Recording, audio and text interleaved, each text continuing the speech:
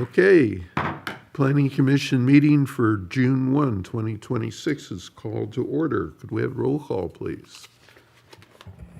Member Peterson? Absent. Member Sparks Gillis? Absent. Member Ziegler? Here. Vice Chair Adler? Here. Chair Williams? Here. Stand for the Pledge of Allegiance. Hand on heart. I pledge Allegiance to the flag of the United States of America and to the republic for which it stands, one nation under God, indivisible, with liberty and justice for all.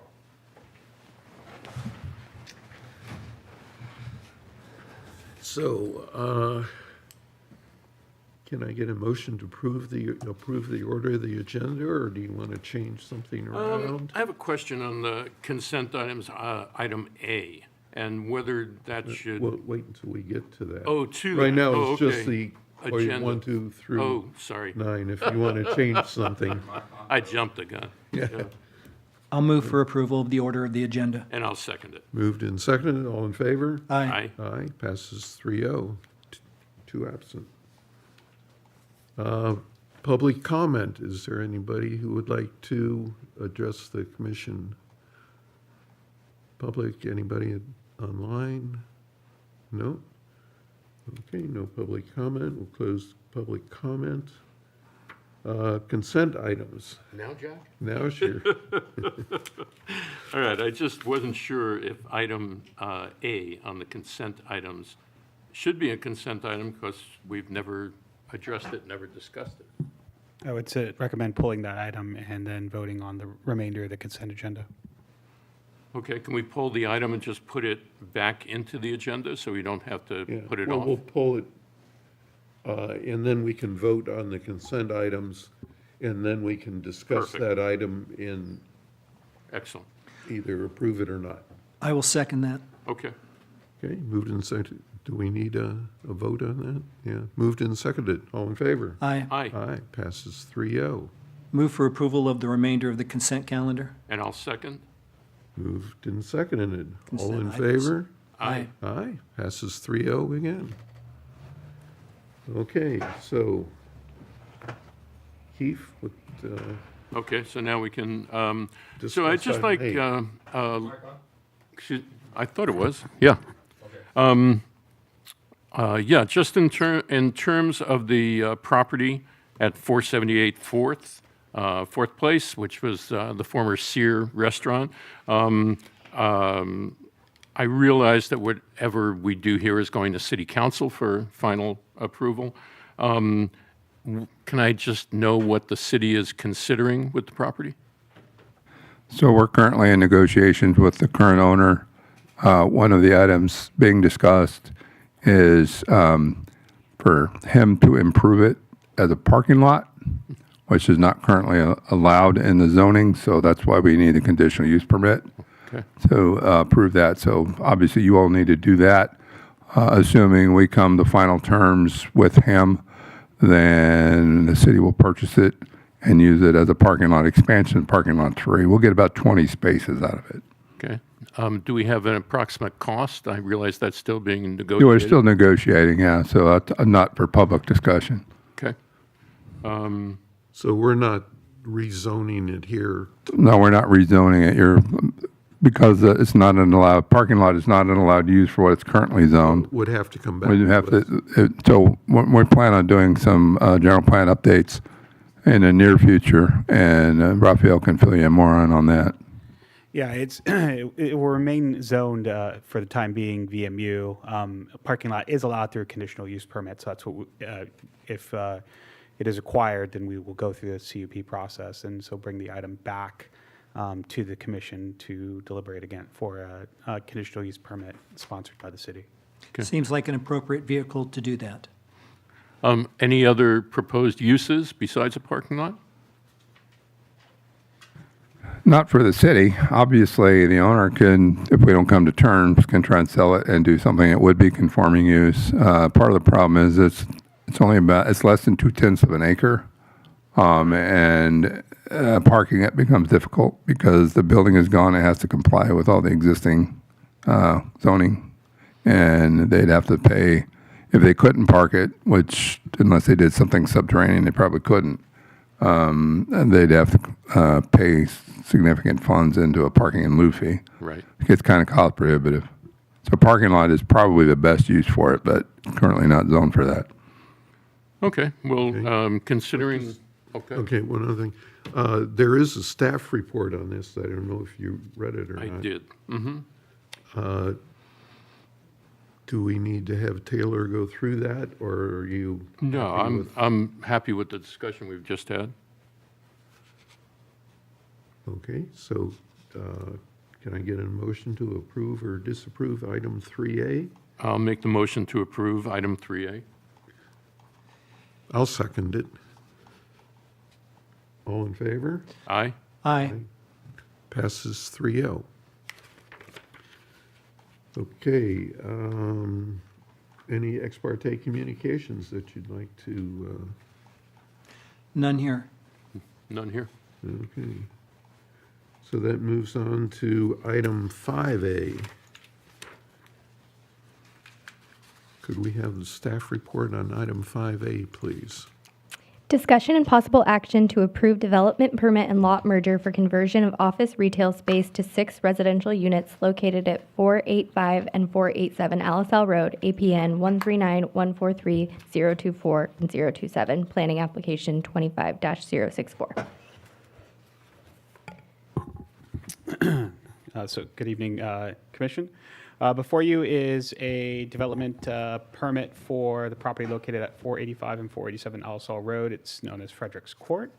So the current property has been developed. It currently has 23,505 square feet.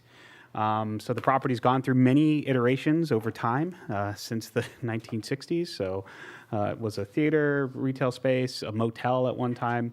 But the latest approved plan was back in 1988, where a development plan was approved to convert 36 motel units into retail commercial space. And at that time, there was 18 parking spaces accommodated on the site. An additional 18 parking spaces were accommodated over at a lot at 422nd First Street. So the site is zoned Village Mixed Use, or VMU. Its general plan designation is tourist-related commercial, and it's currently located over 2 legal parcels. So it is outlined here in the red square. The proposed project is a conversion of 1,555 square feet of vacant restaurant space into 3 residential units. It is also, 2 of those are 2 one-bedroom units and 1 studio unit, a conversion of 891 square feet of vacant office space into a one-bedroom residence, and conversion of 44 square feet of vacant enclosed restaurant patio dining into 2 accessory dwelling units.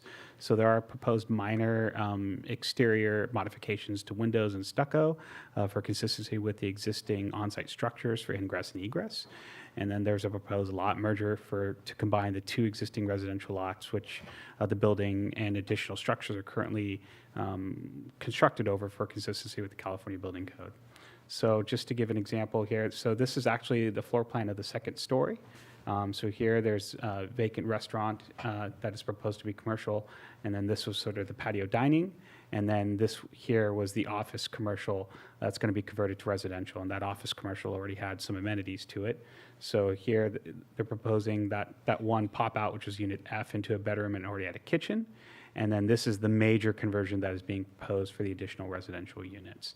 So again, there's no proposed additional construction at this time other than the ingress and egress. There are no proposed site plan changes, and there are no proposed landscaping changes, just simply taking the existing footprint and adding residential units.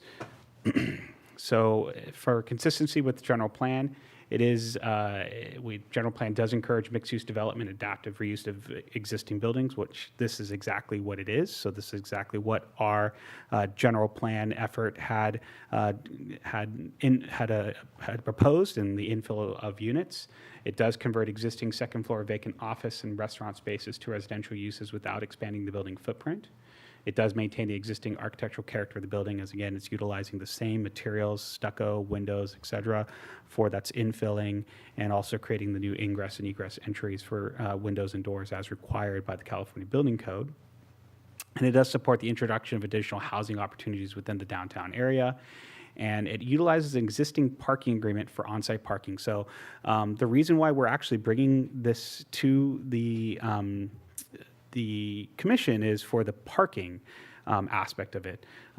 So our code actually allows for an infill development of up to 5 units by right. So that's the only reason why this is coming to the commission, is for this parking, is sort of solidifying this parking exception.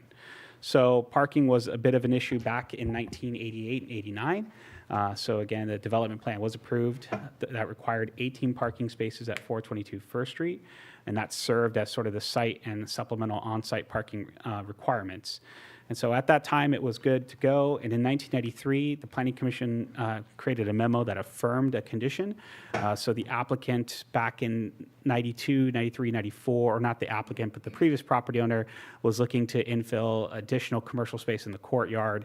And so they went through a whole bunch of hoops. And so eventually they were granted a plan amendment for a totally off-site parking lot located at 539 Alisal. That never came to fruition, and so what you see now at 539 Alisal is now an apartment building. So that is, that again is as you can see, that never went through. And during that time, many stores came through and in and out. City staff produced a parking determination back in 2017 for the on-site uses, which concluded at that time that 16 on-site parking spaces and 18 off-site parking spaces were sufficient and adequate for the development at the time. And then in 2019, there was an addition of outdoor seating area for the restaurant that is operating on the first floor. And this expanded additional landscape courtyard, as well as they took away 2 parking spaces that weren't necessarily good parking spaces for turning movement, so allowed for a little bit easier turning movement. So now you have the 14 parking spaces that are on site, which is being presented for you this evening. So the applicant did provide a parking study as required by city staff through the pre-application process. Both the community development director and the public works director recommended the parking study. And so the applicant is required to provide that study as the proposed uses are analyzed per the code. So when we have a change like this, we analyze both the existing and proposed uses at the same time. The applicant's parking study estimated that the existing parking demand of the site and the proposed parking demand of the project. And the study estimated that the proposed residential uses would have a substantially lower parking demand than the residential uses that they were replacing, particularly during the weekday, the weekend days and in the evening hours. So the study concluded that the space residential units will reduce the parking demand. And so we are recommending that the Planning Commission find the existing 32 parking spaces, that's 14 on-site and 18 off-site, are sufficient for the proposed project. And there are conditions that are included in your staff report that further delineate those 18 off-site spaces that will include signage, and that the leases, that leases of the residential units are specifically reserved those spots there. So the lot merger is also included. Again, this is a condition of, was discovered as part of the pre-app. So as you can see right here, this parcel, it's a smaller parcel that for whatever reason was never merged. And so they have connecting walkways, and they're utilizing some of the ingress and egress in the parking. And so city staff wanted to ensure that the site functions as one. So just in case one portion of the site was sold off, then we'd have to go through reciprocal parking easements, reciprocal access easements, and everything else under the sun. So it's easier just to combine the 2 lots and merge them into one. And so that's what we are proposing this evening. The applicant can finish that off through a certificate of compliance, and that's also included in your conditions of approval. So as a part of any project that we have that's before the Planning Commission, we do have to do a CEQA determination. The proposed project is categorically exempt from CEQA pursuant to Section 15303, which is new construction or conversion of small structures. It's also exempt from based on 15315, which is minor land divisions, and that covers the lot merger portion. So again, the project involves conversion of existing second floor office retail space to residential uses, and the minor land division for the lot merger. And the proposed project is not located in a sensitive environmental area and would not result in cumulative impacts as well. So with that, this is a mouthful. City staff is recommending the planning commission adopt a resolution approving the development permit and lot merger to allow the conversion of existing second floor office spaces to 4 residential units plus 2 accessory dwelling units located at 485 and 47 Alisal Road, and to approve the modification of parking requirements for the use of the existing off-site parking agreement. So with that being said, I'll turn it over to the planning commission for any questions. Raphael, I do have a question. You've covered this before, but refresh me. What are the advantages to doing ADUs in addition to conventional units that will be developed in a situation like this? So there are 2 primary advantages to ADUs. One is there's no parking requirement. Okay. So that's the biggest one. Whereas a regular unit, it's required to provide the parking. The second one is more on the developer's end. It's fees. So we have to charge, with new unit creation, we are able to charge development impact fees for water and sewer, as well as transportation fees. With ADUs, we're not permitted to charge those fees. So those 2 units will not be charged those development impact fees, even though they, in theory, create an impact. Is there a ratio of ADUs per developed residential units, or how does that work? So there is a ratio that's been established by the state of California for multifamily and mixed-use developments. So it's actually 2 detached ADUs, or the equivalent of 20% up to 25% of the total amount of residential units. So they can pick flavors as they go along. Thank you. So are these ADUs considered attached or detached? They're neither. They're just part of the conversion. They're using the 25% conversion ability. So, again, if there was parking on site, then in theory could develop 2 ADUs that were completely detached from the building and take over parking, which is something we wouldn't want here, but most certainly can do, and that's very similar to what multifamily developments in the city can do as of today. Just a question on clarification for the, 475? Is that where the parking lot is now, or where part of the building is now? 475, Clear. yeah, it's 2 addresses, 475 and 47. Those are the 2 parcel addresses for each individual parcel. So again, there are 14 spaces on that on-site, and then the 18 are located at 422 First Street. Okay. Got it. Okay, well, let's take it to public comment. Public Anybody? hearing, yes. So you can open up to public comment? Yes. Yes. Good evening, Commissioners and City staff. My name's Brett Marchi. I'm the architect. If you have any questions, Director Castillo nailed it. If you have any questions, I'd be happy to answer them.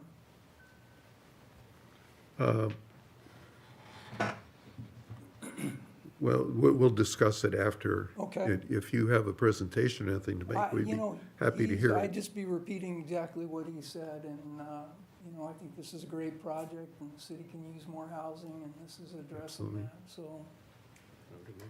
All right. Okay, thank you. So is there anybody online or anybody else in-house that wants to speak on this? No? Well, we'll close public comment and bring it back to the commission. Do you have any more questions? I would just comment that I'm excited to see what I think is an underutilized space finding new life through redevelopment.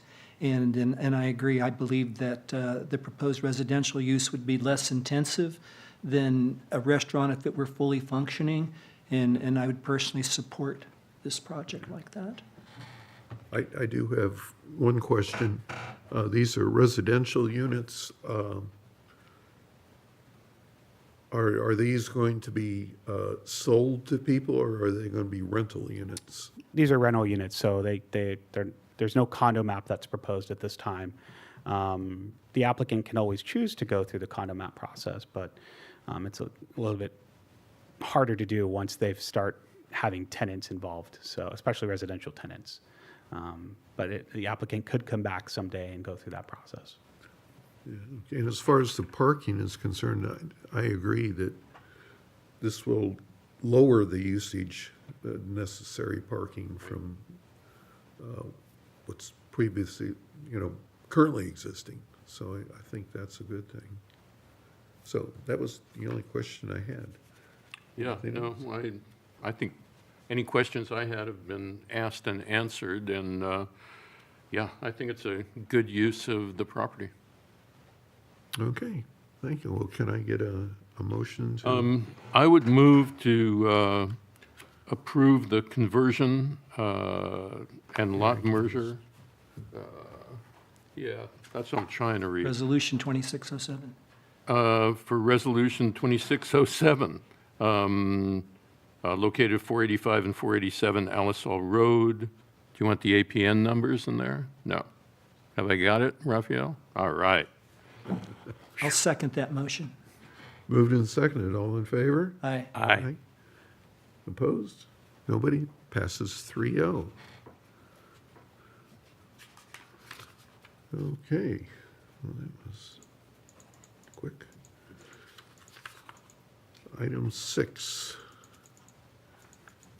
Are there any discussion items tonight? I don't think so. Okay. Item 7, Planning Commissioners' comments. Anybody have any comments they want to make? No? Yes? Do we have any updates on the project on the corner of Alisal and Mission? There are no updates. There are no updates. How about on Oak and Fifth? Any updates? Yes, there are updates on that. So, 425th Street, the applicant is doing a second round of working with PG&E. However, because the primary lines have been elevated, they've been given the green light to work. They had some workers go out there on Friday and this weekend, and they're also proposing some facade changes. So we'll be taking a look at that once those come back in for planned revisions. But the applicant is looking to move forward with that and wrap this project up as soon as possible. Just trying to recall the workers that get on site and get going again. So they are slowly but surely beginning that process of patching everything back together and with haste moving forward. So is Wait. that- Go ahead. It is going to be an overhead electrical service? So they've raised the majority on the side. The ones that are fronting that you still see on it, those need to be placed underground. So PG&E has approved preliminary the undergrounding, and so now it's a matter of coordination of trying to get someone to bore under the street. Right. And also undergrounding the conduit. Originally, PG&E had proposed the conduit to be on the city sidewalk. And in the city sidewalk, it's not our preference to be in the city sidewalk, and instead Right. be on their property. So we're trying to coordinate essentially 3-4 telecommunications and other things going on at the same time.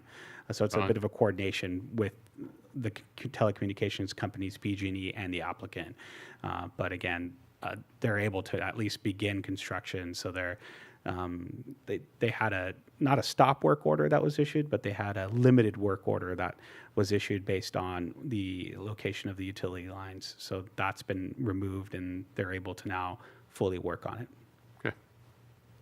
Any idea, do they have any projected end date for that?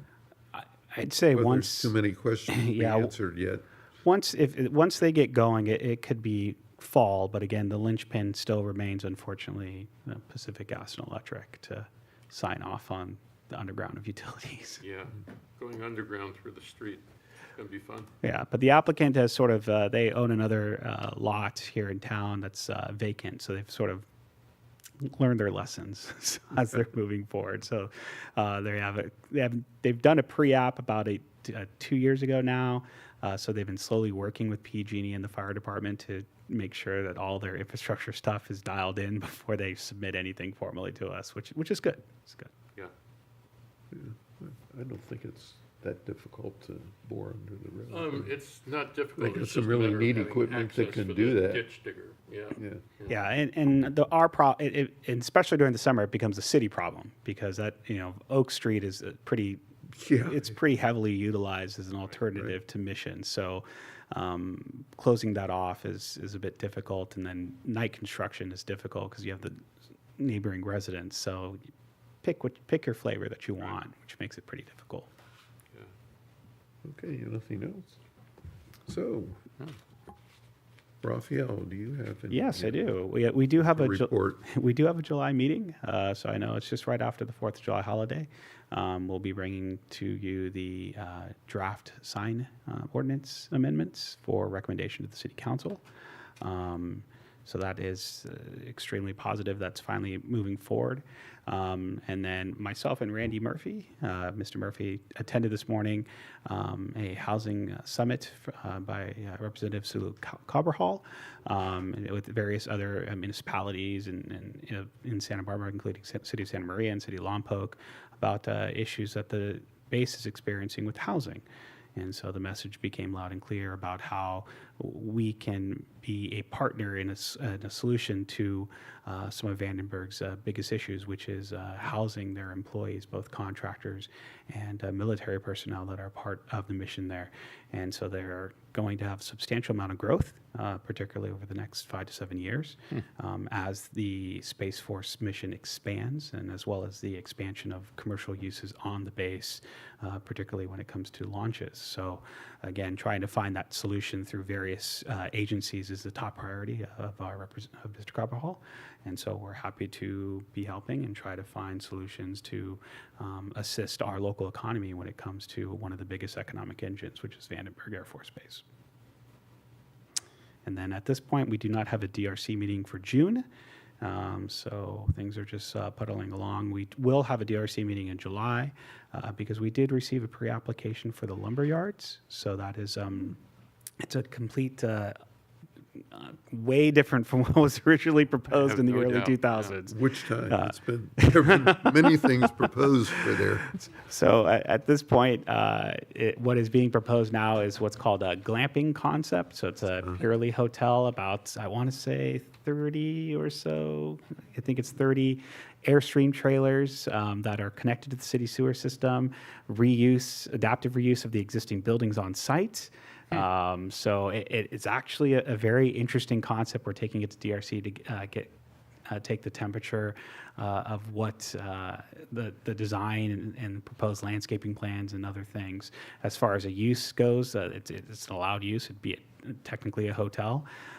So again, it's a lot less intensive of development comparative to a hotel or apartment use that's been previously proposed, which may satisfy some neighbor concerns about noise and other things. But again, this is why we utilize the pre-application process to sort of vet that out.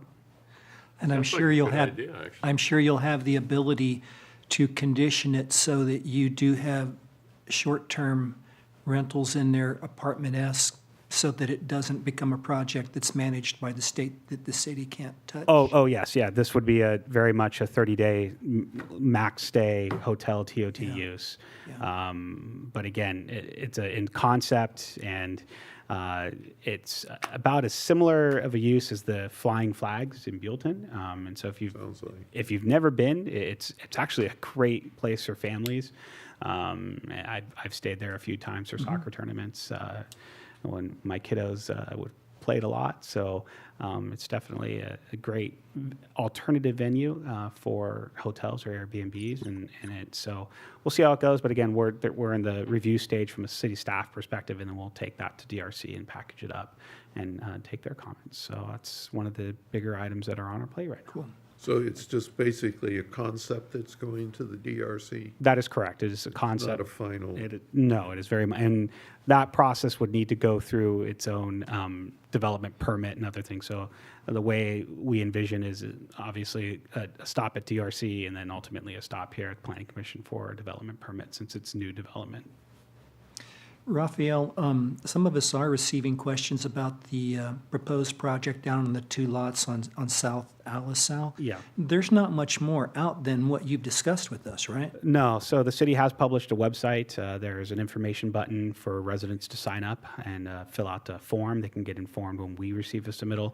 The city did publish a letter that went out to the applicant.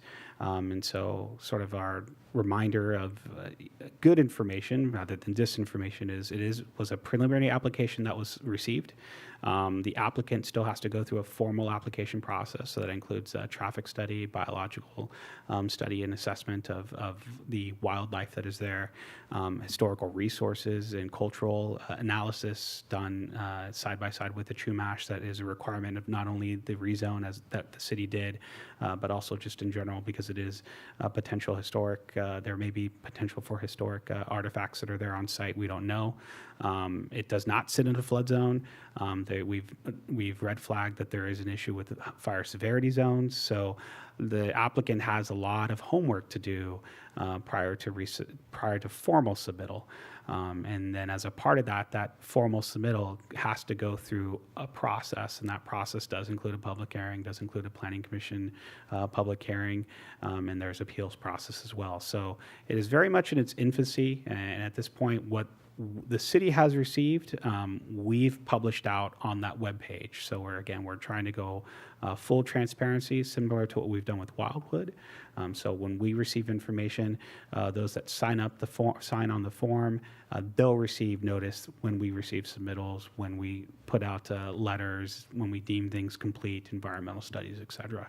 So I'd recommend that if anybody wants to stay interested on that exact site, go to our website under current projects and take a look at the webpage and hit the Stay Informed button and sign up.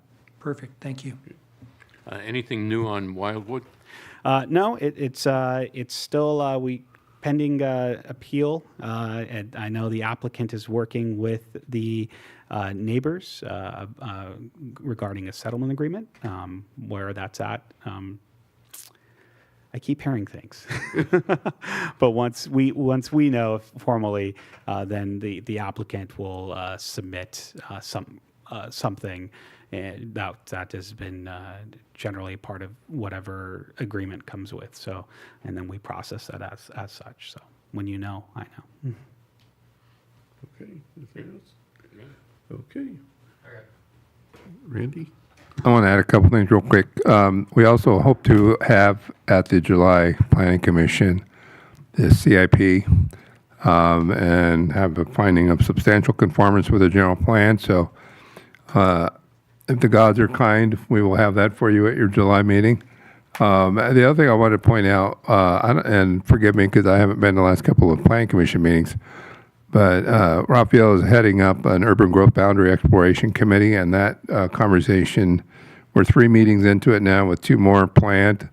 It's very enlightening. It's informative, identifying the reasons why our urban growth boundary needs to be considered for modification. So as that matures, you will be hearing more about that, modifying the sphere of influence. The meeting Raphael mentioned we're at with all the county, the ones affected directly by the base.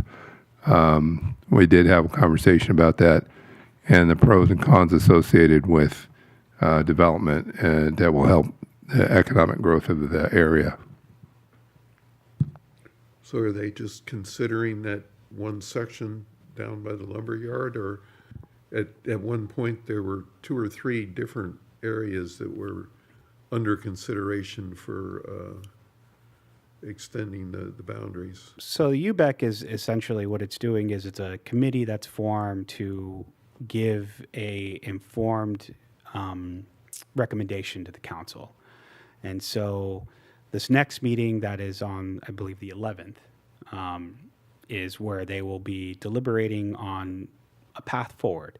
So the first meeting that was done talked about what is urban growth boundary, what is a city boundary, what is a sphere of influence. The second meeting, we brought in LAFCO to discuss what's their role in. And the third meeting was where we are at in terms of housing, water, wastewater, financial, parks and rec, public works, infrastructure. So putting all those things together, it is hoped that this next meeting that they will deliberate and provide a sort of a path forward for the city council and a recommendation on what to do.